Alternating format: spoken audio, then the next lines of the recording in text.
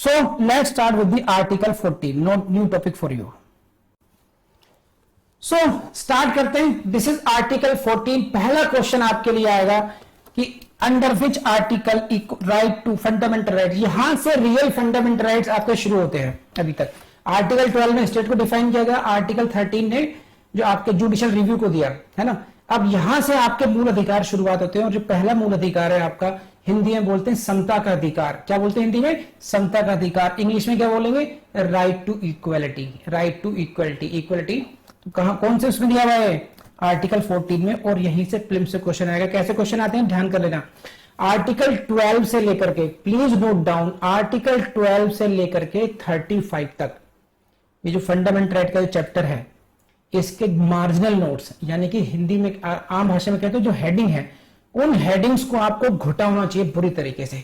जैसे कि आपको 2 का पहला याद होता है, जैसे कि आपको 5, 10, 15 बहुत इजी टेबल्स हैं, वो you remember that. Like wise 12 में स्टेट, 13 में ये, 14 में राइट टू इक्वलिटी, 15 में अगेंस्ट सेक्रेशन, पूरे जो जितने हेडिंग्स हैं वो सब घुटी होनी चाहिए. कैसे क्वेश्चन पूछेंगे आपसे? They will write 14, they will write like this, they will write you give question like this. संख्या 12, 13, 15, 17 and they will give here headings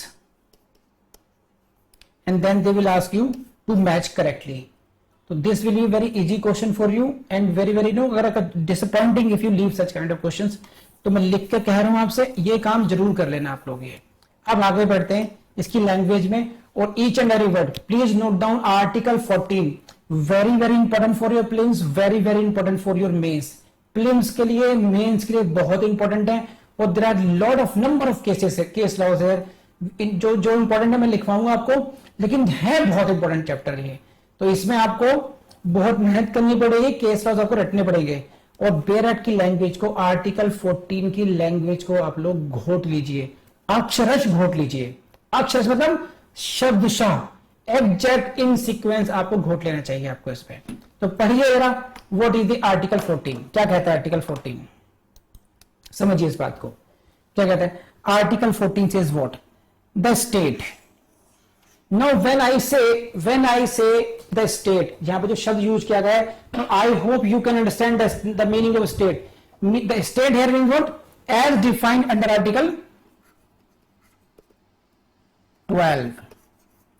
समझने माता जी. नाउ आर्टिकल स्टेट को आप लोग तुरंत आर्टिकल 12 से कनेक्ट करेंगे इसको. तो आप ऐसे पढ़ सकते हैं मन में, the state as defined under article 12.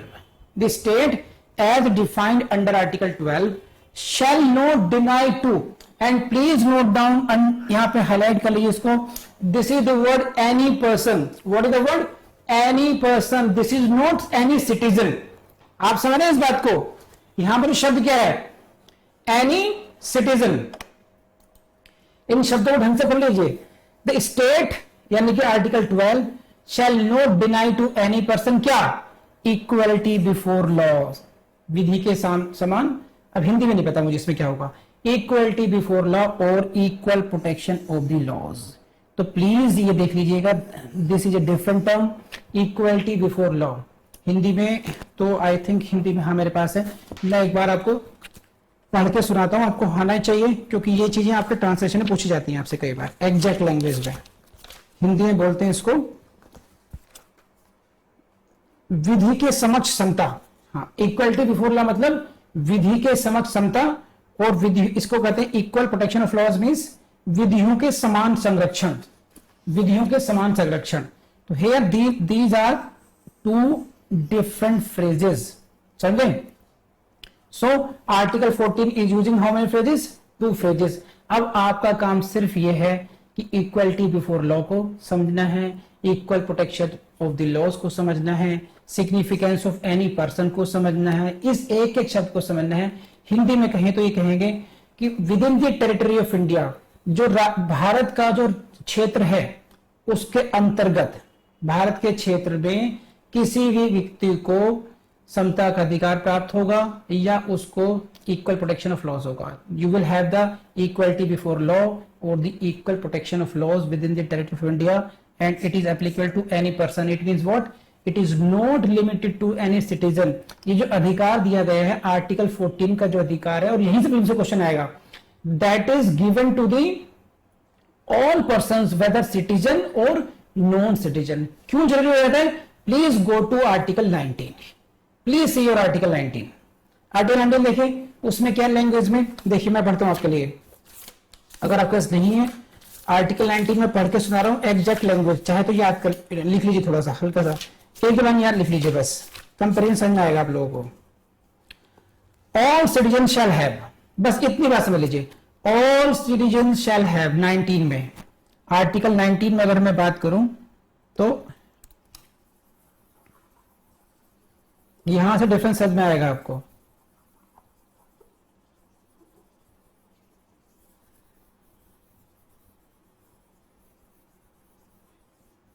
देखिए 14 में यूज करा गया एनी पर्सन, और 19 में यूज किया गया all citizens.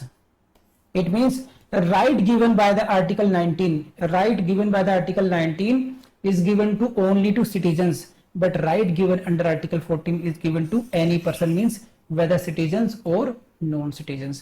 Therefore the phrase is used in the articles becomes very important. एक एक शब्द इससे जरूरी हो जाता है।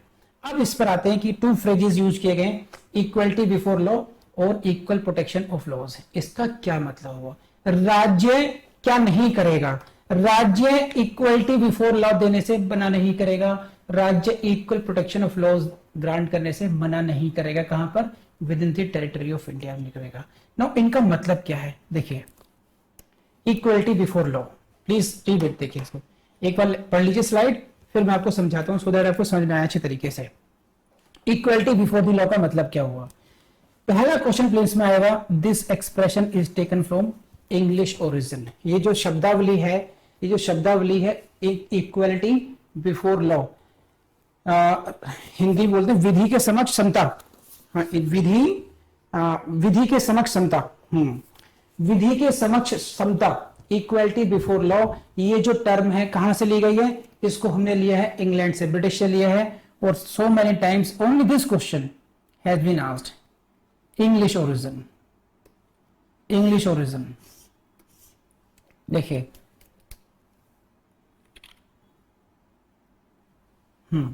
यहां पर मैं ना छोटी सी एक बात ऐसा शेयर करना चाहता हूं आउट ऑफ माय एक्सपीरियंस, और आपके बहुत काम आएगी वो। भले ही चैप्टर तो आप दुकान अपने सेल्फ भी समझ जाएंगे एक बार को, लेकिन ये बात शायद काफी लोगों को कान अच्छी तरीके से कई मिस्टेक्स उनसे बचाएंगे। देखिए इस तैयारी में मेरा अपना मानना ये है, मेरा अपना मानना ये और एक्सपीरियंस है और प्रैक्टिकल एक्सपीरियंस है, और इसको मैं इस तरह भी कह सकता हूं, आप इसको रेस्पेक्ट इससे दे सकते हैं। मैंने खुद ने एग्जाम क्वालिफाई किया है, खुद एडिशनल पब्लिक प्रोसिक्यूटर हूं, वाइफ एडिशनल डिस्ट्रिक्ट जज है, एक भतीजी जुडिशियल ऑफिसर है, एक भतीजा जुडिशियल ऑफिसर है, तो ये लोग तो 4 लोग तो लगभग फैमिली से हो गए, है ना। इसके अलावा शायद कोई दोस्त ऐसा होगा, शायद ही कोई दोस्त ऐसा होगा जो आज की डेट में या तो प्रोसिक्यूटर होगा, या वो एडिशनल डिस्ट्रिक्ट जज के लेवल पर होगा, या एडिशनल डिस्ट्रिक्ट पर प्रमोट होने वाला होगा। 2 मेरे अपने दोस्त हो गए।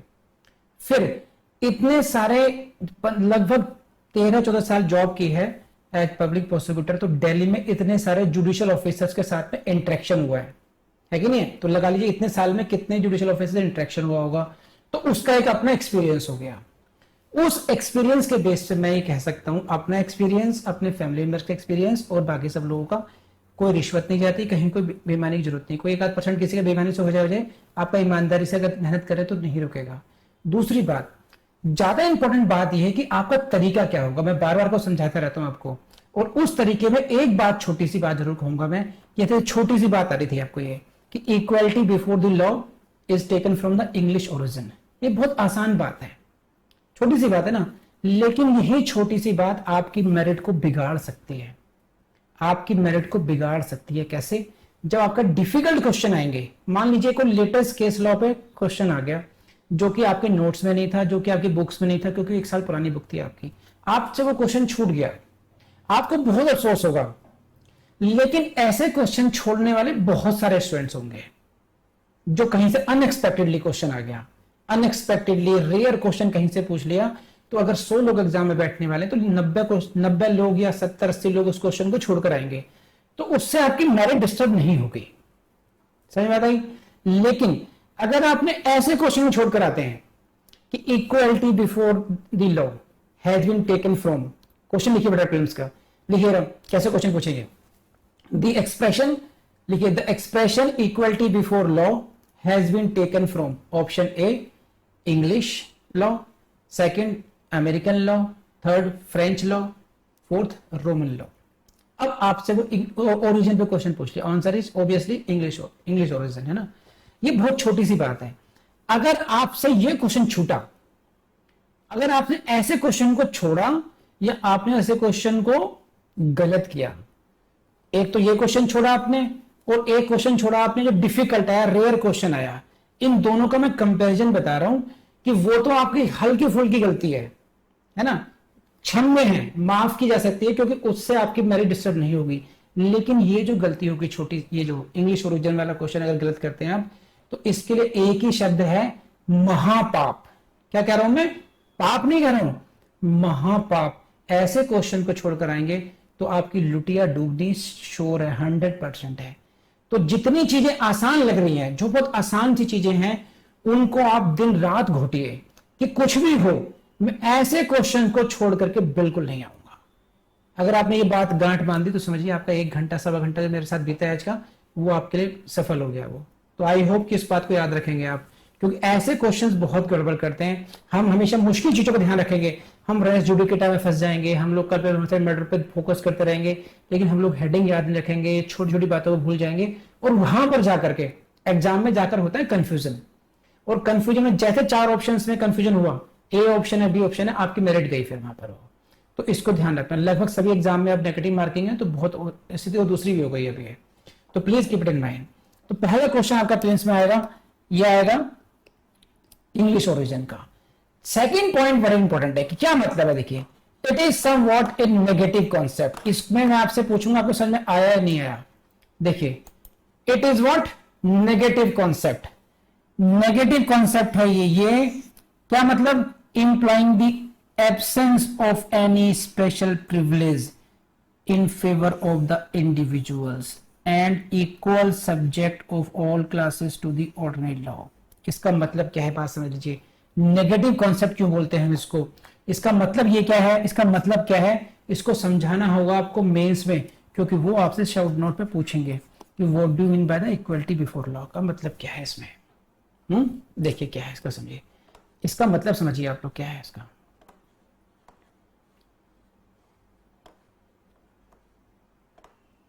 एक second. It is a negative concept implying the absence of any special privilege।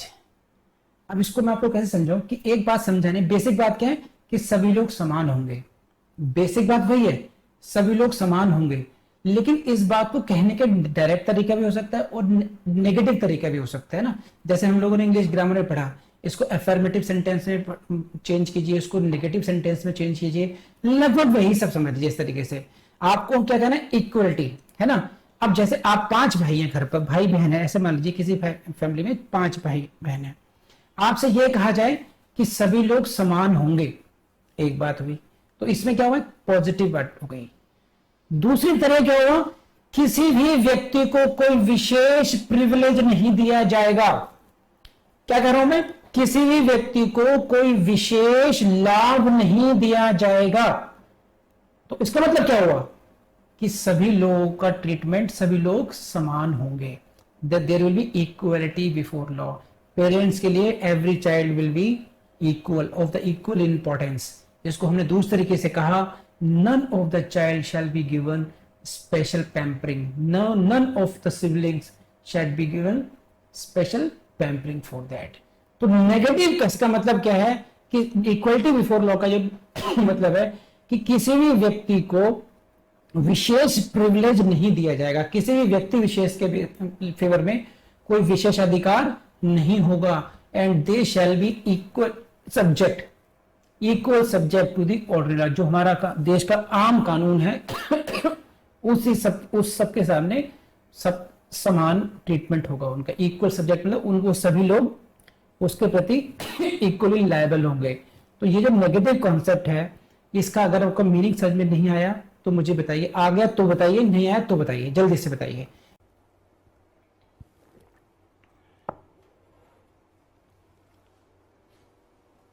हम्म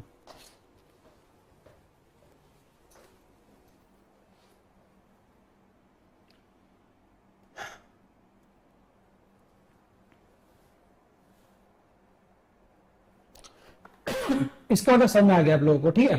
चलिए आगे बढ़ते हैं फिर। सेकंड टर्म पर आ जाइए। What is second term?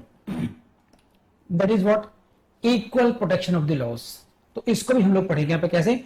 This term has been taken from the American constitution.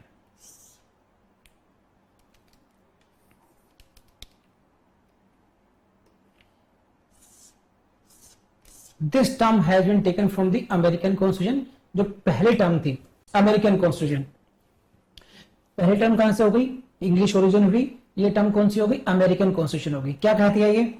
वो क्या था? नेगेटिव कॉन्सेप्ट था। ये क्या है? पॉजिटिव कॉन्सेप्ट है, मोर पॉजिटिव कॉन्सेप्ट। क्या मतलब है इसका? समझिए इस बात को। बहुत इंपॉर्टेंट लाइन है, देखिए। इसका मतलब क्या है?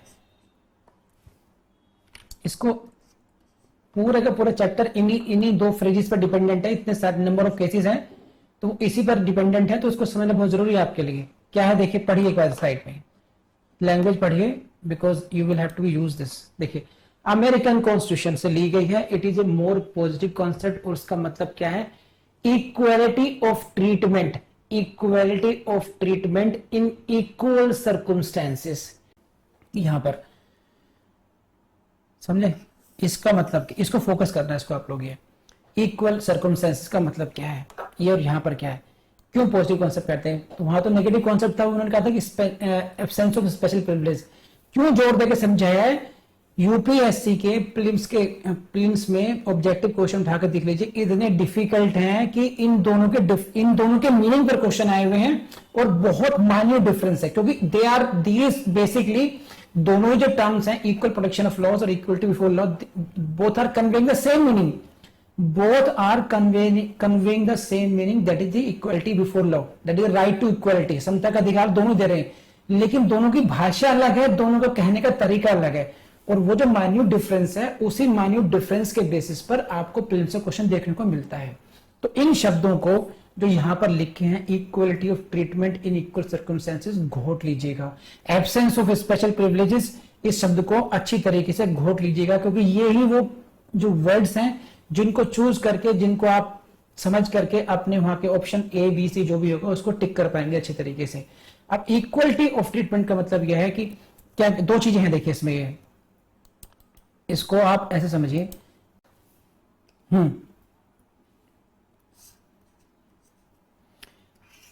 इक्वलिटी ऑफ ट्रीटमेंट, लेकिन कब? इन इक्वल सर्कमस्टेंसेस। इसी से मतलब है कि यहां पर, इसी से हम लोग ये डिस्कशन करते हैं हमेशा कि जो इक्वलिटी का मतलब ये नहीं है कि everyone shell be equal.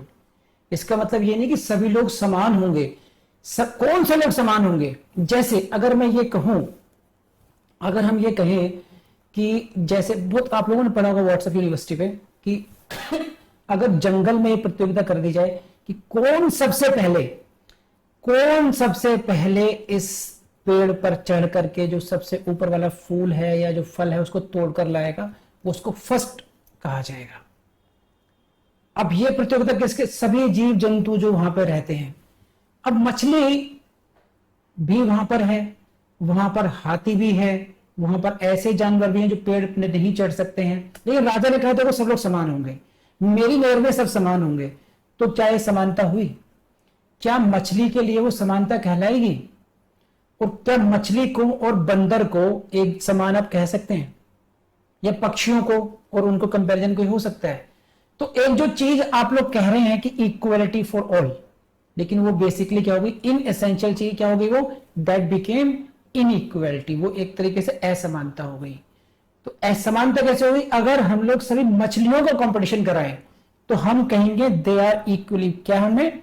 They are in equal circumstances, एक जैसे हालात में लोग हैं, मछलियों के बीच में कंपटीशन हो रहा है। Because now you can say this the case of equality.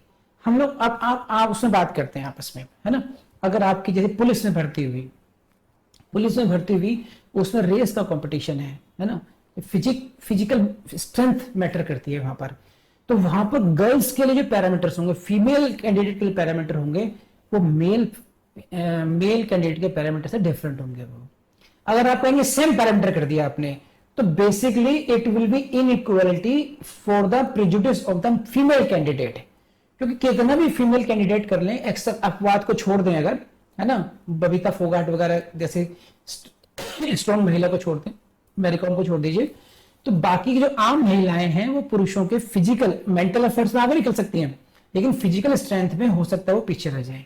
तो कहने को थ्योरेटिकली क्या कहा आपने, सभी लोग समान होंगे, लेकिन वो क्या हुआ, बेसिकली क्या हुआ, वो that became inequality against the female candidates.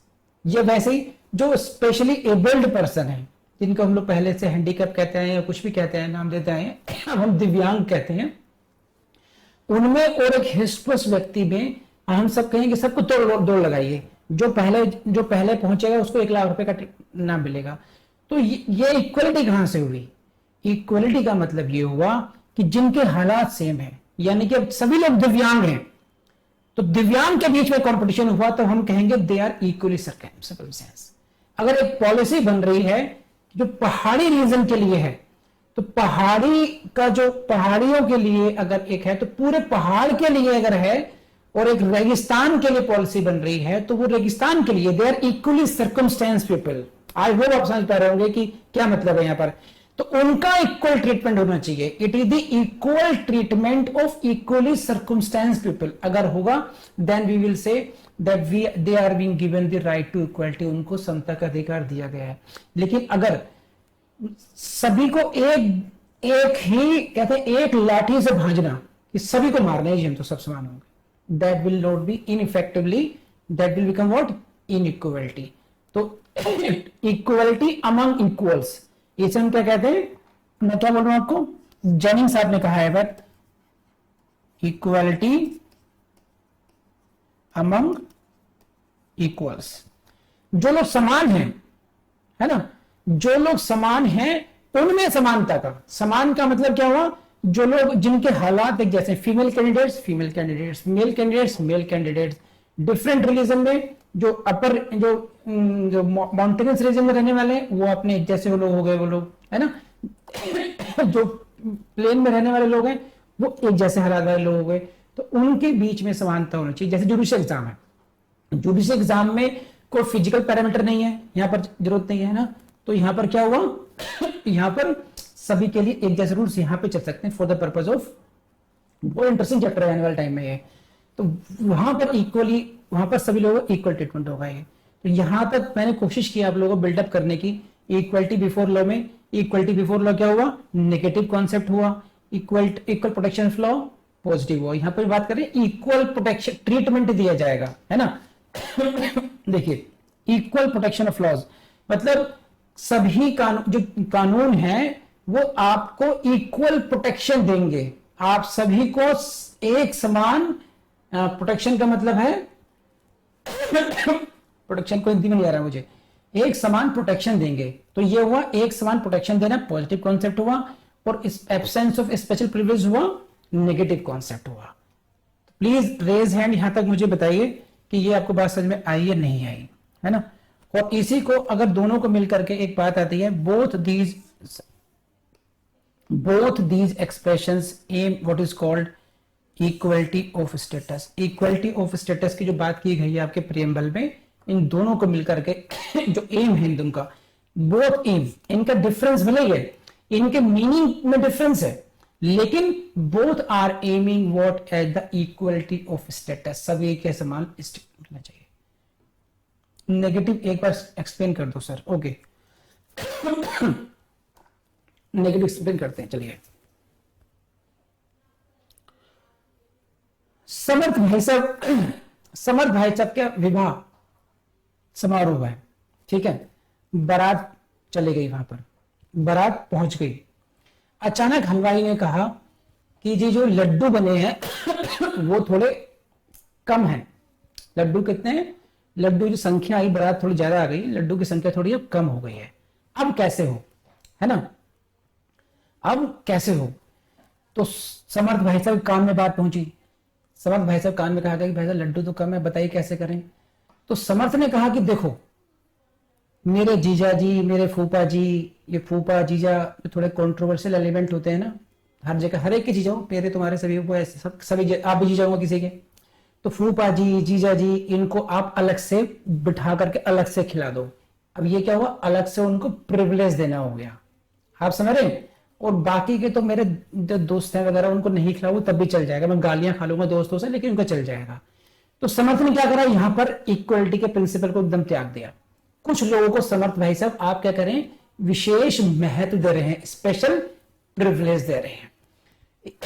Equality before law कहता है, जो आपके ससुर जी हैं या होने वाले ससुर जी हैं उन्होंने पढ़ रखा था इक्वलिटी बिफोर लॉ, उन्होंने कहा no, no special privilege to anyone, जीजा हो, फूफा हो, चचा हो, ताऊ हो, हमारे लिए सभी मेहमान हैं, हम किसी को भी विशेष महत्व नहीं देंगे। तो विशेष महत्व नहीं देना, नहीं देना नेगेटिव कॉन्सेप्ट, विशेष महत्व नहीं देंगे इसका मतलब क्या हुआ, मतलब वही हुआ सभी लोग हमारे लिए समान, सभी लोग हमारे लिए सभी पूजनीय मेहमान होंगे, सभी के समान हमारे लिए एक जैसे हैं, हम किसी एक को विशेष महत्व नहीं देंगे।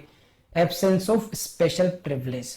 अब समझ में आई नहीं बात, बाकी लोगों को समझ में आया कि नेगेटिव कॉन्सेप्ट क्यों कहते हैं हम लोग इक्वलिटी बिफोर लॉ को, नेगेटिविटी का मतलब क्या है, नेगेटिव कॉन्सेप्ट का मतलब क्या हुआ यहां पर बताइए, आई होप समझ में आया होगा।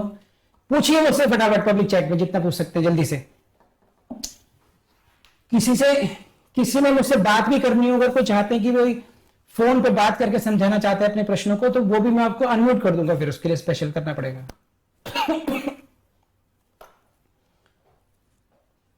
कभी नहीं भूलोगे समर्थ बाबू, तुम्हारे दिल से समझाया मैंने तुम्हें। किसी को समझ में नहीं आया हो तो अभी यहां पर लिख सकते हैं। दूसरी बात, कोई भी स्टूडेंट अगर ये चाहते हो कि मैं उनको अनब्लॉक करूं यहां से, वो टेलीफोनिकली मुझसे बात करके ही अपनी बात समझा पाएंगे, लिखना नहीं चाहते हैं तो वो भी पॉसिबल है, वो पहले लिख देंगे तो फिर मैं अनब्लॉक करूंगा उसको। फिर तो मैं दावे से कह सकता हूं एग्जिस्टेंट जनरेस आज की बात कभी नहीं भूलेंगे। आदरणीय दीपिका पादुकोण जी की आप चैट याद रखेंगे, कभी नहीं भूलेंगे। नेगेटिव कॉन्सेप्ट कैसे हैं, समर्थ घई साहब के विवाह समारोह की बात नहीं भूलेंगे, ये भी आपको याद रहेगा, ठीक है। तो जिन आपका शुरू के 5-7 मिनट रिवीजन, इस बार 15 मिनट से 20 मिनट हो गया था, हालांकि रिवीजन आप ही का था लेकिन फिर भी मैंने उसको मेंटेन करने की कोशिश की आप लोगों के लिए। अब आप लोग क्या करेंगे, इसके बाद में हम लोग आगे बढ़ेंगे, हम लोग पूरे डिटेल में रूल ऑफ लॉ पढ़ेंगे, हम लोग फिर classification, theory of reasonable classification पढ़ेंगे, थ्योरी ऑफ आर्बिट्रेशन पढ़ेंगे और फिर बहुत सारे केस लॉस को पढ़ेंगे हम लोग। यहाँ पर ये केस लॉस के बारे में बहुत सारे केस लॉस हैं, 100 केस होंगे कम से कम, तो मेरे ख्याल से कुछ थोड़ा आप भी पढ़ें तो ज्यादा अच्छी बात है। 100 केस लॉस को अगर मैं डिस्कस करने बैठ गया तो इट विल टेक मंथ्स फिर देन, तो उतना नहीं, कुछ खास प्रिंसिपल्स ऑफ नेचुरल जस्टिस पर कुछ इश्यूज को मैं टच करूंगा उसमें, ठीक है। तो आज के लिए फिर यही, किसी को पूछना है, कोई क्वेश्चन आंसर चल रहा है, सेगमेंट चल रहा है अपना, किसी को पूछना है तो पूछ सकते हैं मुझसे अभी आप।